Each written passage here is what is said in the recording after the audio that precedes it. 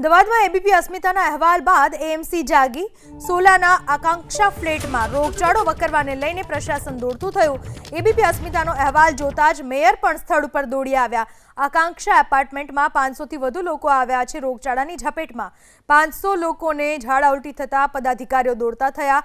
પાણીની લાઈન ગટરની line mix થતા રોગચાળો વકર્યો।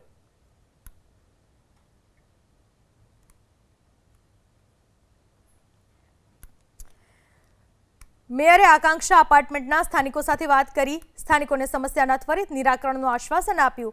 મેયરે એએમસીની હેલ્થ ટીમને પાણીના સેમ્પલ લેવા સૂચના આપી। એએમસીની હેલ્થ ટીમને આકાંક્ષા અપાર્ટમેન્ટમાં રહેવા મેયરની સૂચના। જે લોકો બીમાર છે તેની સારવાર કરવામાં આવી રહી છે તેવું મેયરનું કહેવું છે અને 40થી પણ વધુ લોકોને અત્યાર સુધીમાં સારવાર આપવામાં આવી હોવાનો દાવો કરાઈ રહ્યો છે।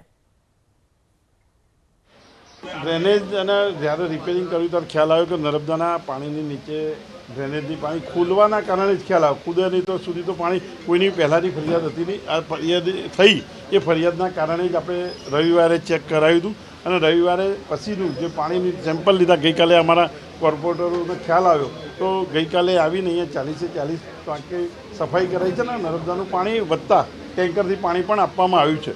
જે લોકોની બેદરકારી છે એના સામે અમારા એન્જિનિયરિંગ વિભાગ દ્વારા તપાસ કરીને આગળનું કાર્યવાહી કરી। એપાર્ટમેન્ટમાં ઘણા બધા લોકોને ઝાડા ઉલટીના બનાવ બનવાનો કિસ્સો સામે આવેલો હતો।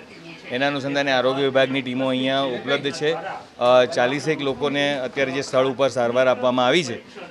જાણવા એ મળ્યું છે કે અહીંયા રવિવારે ગંદુ પાણી આવવાની કમ્પ્લેન મળી હતી જે કોર્પોરેશન દ્વારા તાત્કાલિક એનું સોલ્યુશન લાવવામાં આવ્યું હતું।